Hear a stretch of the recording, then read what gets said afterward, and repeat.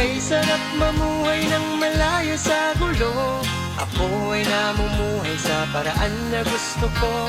Pakiramdam higit sa anumang yaman sa mundo.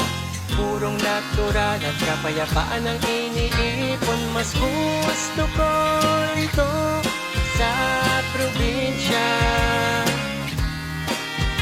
Kasalangan doon sa may Manila.